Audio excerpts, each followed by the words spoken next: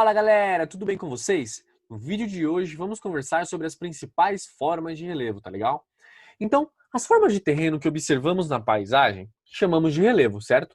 O conjunto de formas da superfície terrestre ele é composto de trechos mais ou menos altos, inclinado de certa forma também, plano ou até arredondado, perfeito? Que facilitam ou dificultam a ocupação e o desenvolvimento de algumas atividades humanas, perfeito? Eu quero dar início aqui com vocês, começando aqui primeiro pela parte das montanhas, tudo bem? Então, começando pelas regiões montanhosas, que são terrenos de elevada altitude, superiores às regiões vizinhas, e a altitude ela é a distância vertical de um ponto da superfície terrestre em relação à sua referência, que é o nível do mar, certo? Que se chama altitude zero. Em alguns trechos das regiões montanhosas, tem ocupação humana, como por exemplo a região andina do Peru, do Chile, da Bolívia, da Argentina, que abriga diversos povos indígenas. A ocupação desse tipo de relevo é dificultada pelas altitudes e pelas formas íngremes, tudo bem, desse relevo. Então é interessante um outro ponto aqui que eu quero comentar com vocês. O terraceamento é a construção de degraus nas montanhas, que é uma técnica antiga que permite o cultivo em algumas áreas íngremes, tá legal? E por isso ali permite o plantio de algumas formas ali de alimentos, tá legal? Então agora eu quero falar com vocês sobre o planalto. Então os planaltos, de altitudes variadas, menores que as montanhas, nele predomina o desgaste das rochas por ação das chuvas, dos rios e dos ventos, claro. Então, eu quero pontuar aqui com vocês, por exemplo, a parte ali das chapadas, que são superfícies planas com bordas escarpadas que, devido ao processo de erosão, apresentam mais de 600 metros de altitude.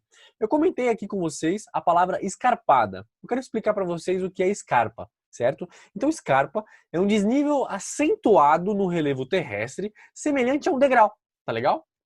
Já os morros, eles são planaltos com topos arredondados e amplitude de relevo entre 100 e 200 metros, tá legal?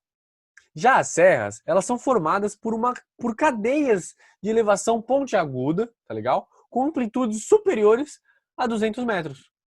E com algumas declividades ali acentuadas, certo? Então você pensa ali, as serras têm essas declividades acentuadas. Quando você olha ali em algum lugar, enfim, numa região, você consegue notar isso, tá legal? Então agora, eu quero comentar com vocês sobre as depressões, tá legal? Que são áreas, né, com altitude inferior às regiões vizinhas e podem ser ali depressões relativas e depressões absolutas. As depressões relativas são áreas localizadas acima do nível do mar, rebaixadas em relação ao entorno por processos de desgaste, tá legal?